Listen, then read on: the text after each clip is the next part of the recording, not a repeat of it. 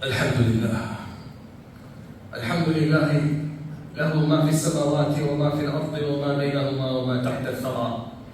الحمد لله ما خلق وبرى. الحمد لله ما مشى على الأرض إنسان وجرى. الحمد لله ما خلق نبات وذرى. الحمد لله عدد ما كان وعدد ما سيكون وعدد ما لم يكن لو كان كيف يكون. الحمد لله حمدا حمدا يليق بجلاله وجماله وكماله وثنائه وبهائه وعظيم سلطانه. وأشهد أن لا إله إلا الله وأن محمدا عبده ورسوله صلى عليه الله خير صلاة.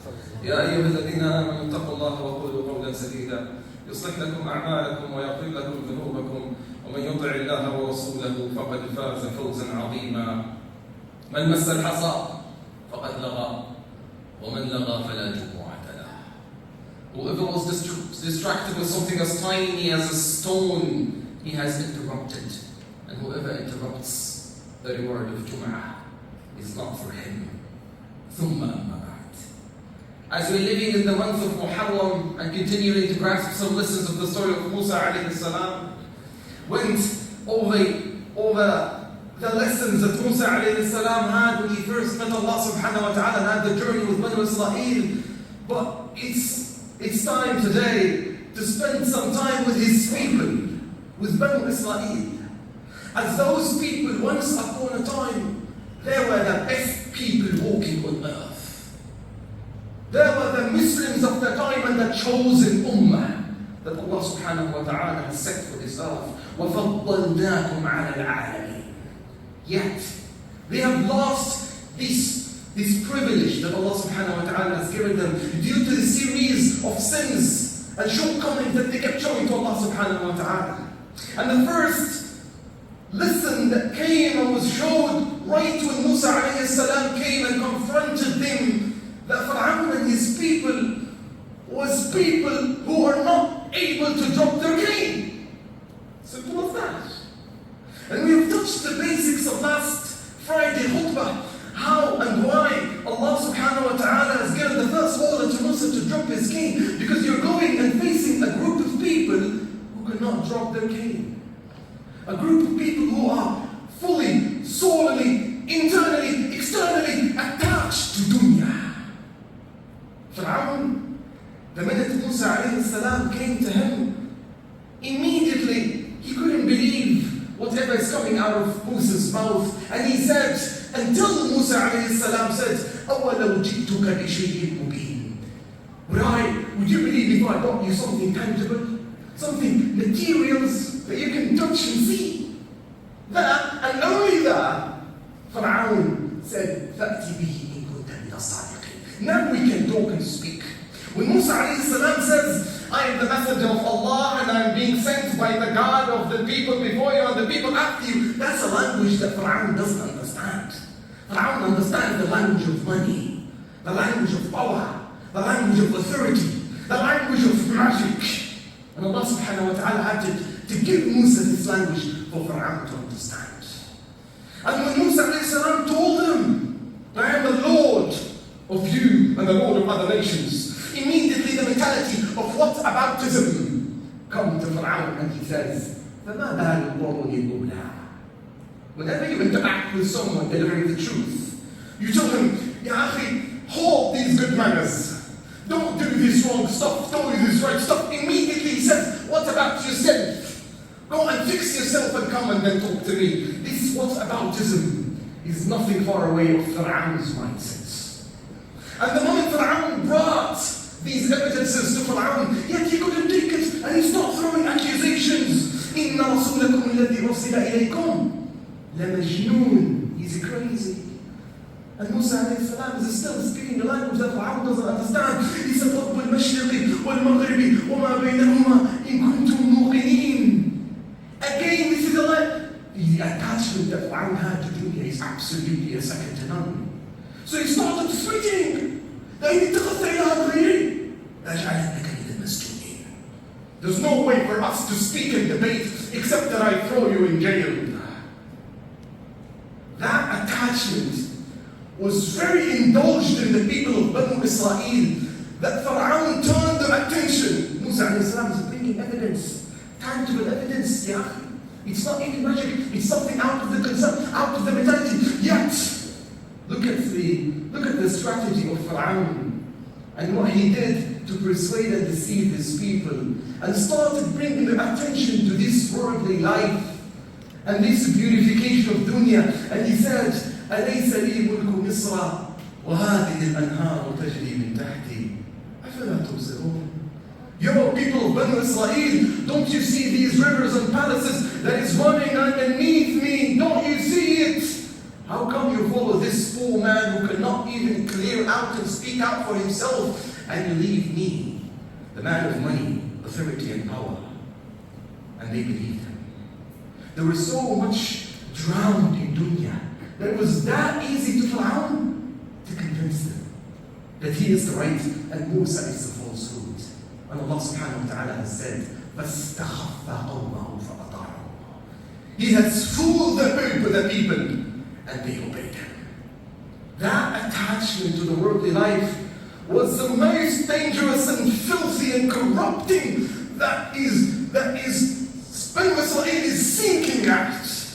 And that khawd in dunya, khawd الذين هم في خوض يلعبون. خوض يعني خاض الماء ومشى عليه. When you're walking in something that it start covering your legs, that's called khawd. And when you go in dunya and all the surroundings, you go with the friends, with the family, with the gang, all what you talk about is worldly life matters. About cars, mansions, real estates, business. This is what drags you to be among وَاسْتَخَفَّ قَوْمَهُ فَأَطَاعُوهُ. Khawd also comes in the meaning of addiction to something, that you're practicing khawd. And addiction is not only to drugs today, but addiction is going to your own desires. Desires of making money. Desires of pornography. That has been the addiction of today. And 90% and 60% of the youth in the universities and high school are addicted to that. The addiction of the trending addiction today is the social media addiction. That when you just open the screen time on your phone, you will find yourself spending 8 and 9 and 10 hours just going over pictures and videos that does not relate to your life or your deen or your values with nothing, but you're addicted. This is what I call the Pharaonic mentality, who has put you in that addiction that you are walking on the steps of Banu Israel. When you read one of the documentaries, profound documentary, that tell you how the engineers of Facebook and Instagram and TikTok and those social media windows, the way of now videographing and then posting on for people to see it and go over, swipe and swipe. Those engineers at the early times when they weren't launched those social media, they would go to the casinos, and they would observe how people are addicted to gambling. How those casinos, they form the algorithms that when you slot the coin in the machine, they make sure that tomorrow night you're coming over again. They don't want to lose you. They want to form that addiction mentality in your head, so that tomorrow morning you come. And this is what happens exactly when you open Instagram and Facebook and you turn it off. 5 minutes later, you feel you're missing something. You've got to go over the reels.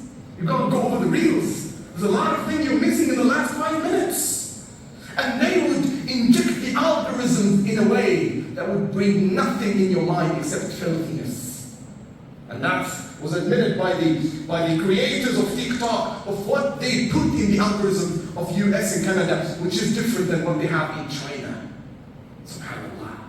Not just that, even the consumption of today and day-to-day consumption, the cars consumption, and how we're just obsessed with cars. Why would the cars company issue and produce a car every single year? Why would the phone companies produce a phone that is nothing much different than the previous phone every single year? To create that mentality of addiction and consumption in you. That when iPhone 15 comes out and you have only iPhone 15, you feel there's something missing. You need to buy it. That mentality that would work on your mind again. And they understand that generations differ from time to time. So even the companies who do not change the product, they work on that. They understand that generations is different. And companies like Pepsi and Coke has not changed since they were launched, since they opened. But every single year, they have a new marketing campaign. Why is that? Because they understand the mentality of the youth are changing every year. And if they launched the first campaign 50 years ago, no one's looking at them. But they have to put celebrities and pictures of Leo Messi, of Stephen Curry, of some rappers and singers to attract the coming generation.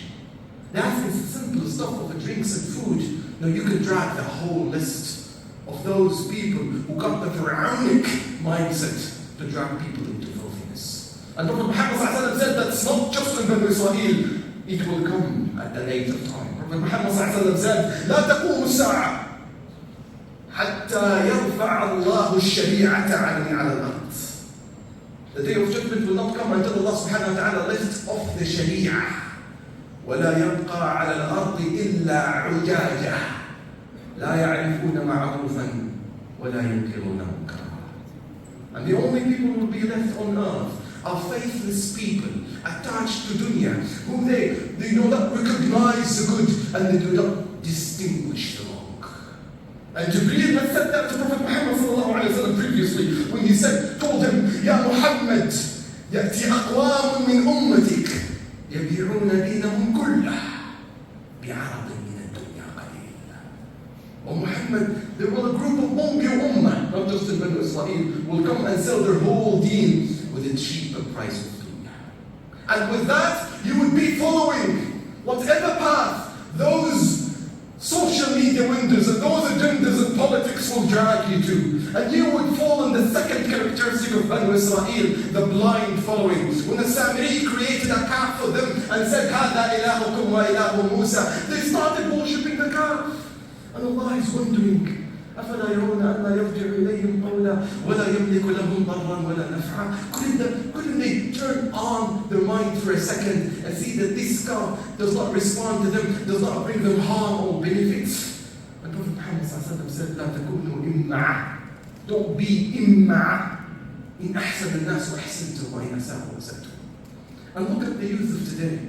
Look at the generation of today who follow the trend blindly, just like Banu Israel. And if a Samiri was living among us today and he created a calf and he made the little twistings that he did, he put it in a way that when the wind comes in, it brings a sound that would put some khushu' in the heart. He was an intelligent man. And they were fooled by it. If a Samiri would do that today, I would tell you, Allah, many of the youth today would be just following him blindly. How can you tell that? Look at the fashion and the lifestyle of the boys and the girls today. Look at the clothing. Look at the style. Look at the way they speak. Look at the songs that they memorize. Look at the habits. Look at the headphones and the ears. Look at the way they dress. Look at the falling and the tiny and the hot and the booty jeans that they're working, that they're wearing days and nights. Even the hairstyle.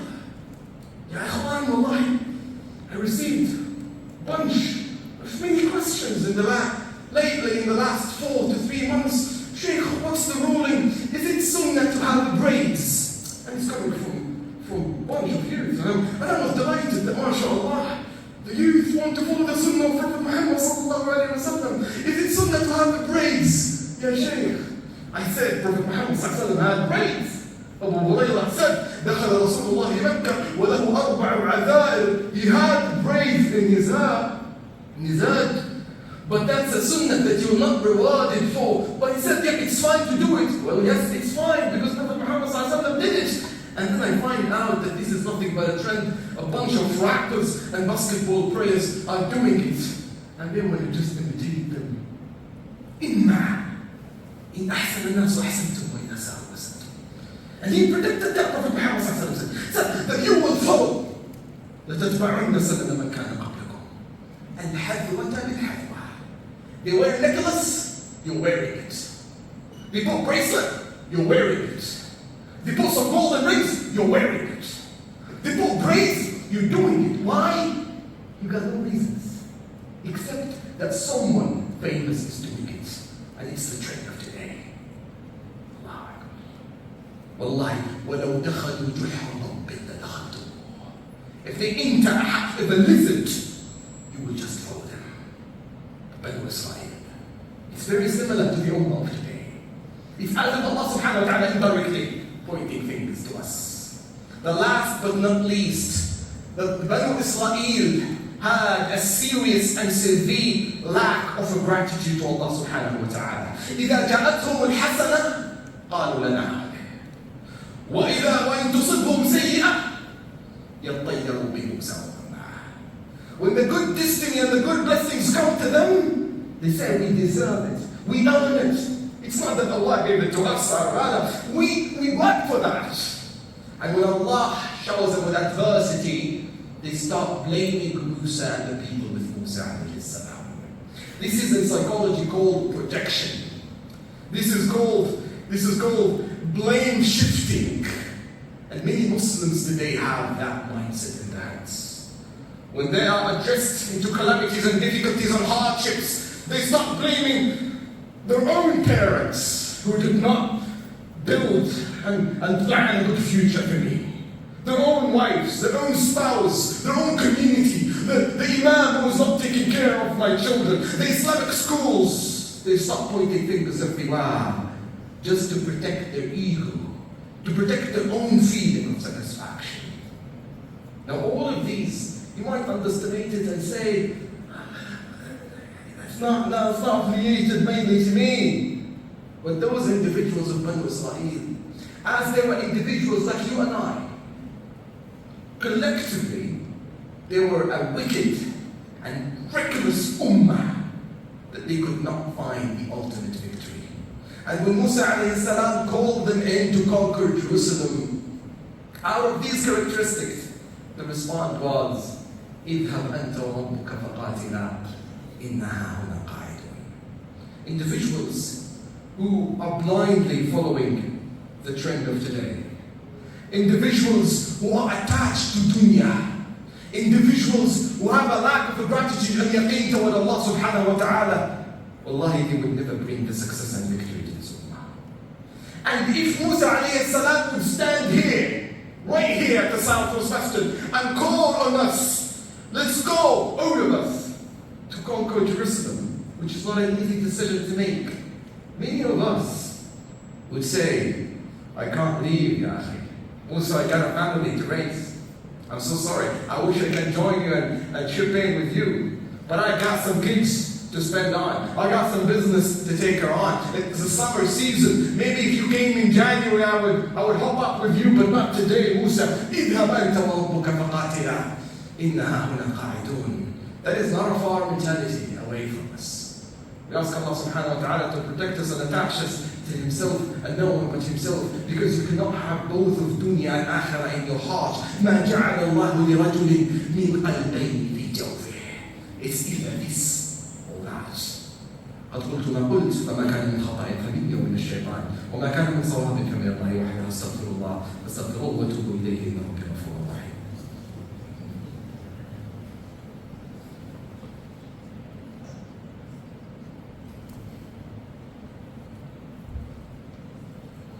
الحمد لله وحده والصلاة والسلام على من لا نبي بعده وبعد. ثم بعد هذا اعلموا أن الله أمركم بأمر بدأ فيه بنفسه، فقال عز من قائل حكيما إن الله وملائكته يصلون على النبي يا أيها الذين آمنوا صلوا عليه وسلموا تسليما. اللهم صل على محمد وعلى زوجاته الأطهار وأصحابه الأخيار وعنا معهم بعفوك وكرمك وجودك يا أكرم الأكرمين. اللهم لا تجعل لنا في مقامنا هذا ذنبا إلا غفرته ولا هما إلا فرجته ولا كربا إلا نفسته ولا مريضا إلا شفيته برحمتك يا أرحم الراحمين. ربنا آتنا في الدنيا حسنة وفي الآخرة حسنة وقنا عذاب النار. ربنا ظلمنا أنفسنا ظلما كثيرا وإن لم تغفر لنا وترحمنا لنكونن من الخاسرين. Our brother Sayyid Salim Amir is in a condition in the hospital. We ask Allah subhanahu wa ta'ala to give him شفاء عاجلا لا يغادر سقما. اللهم اشفي شفاء عاجلا لا يغادر سقما. سبحان ربك رب العزة عما يصفون وسلام على المرسلين والحمد لله رب العالمين وأقم الصلاة.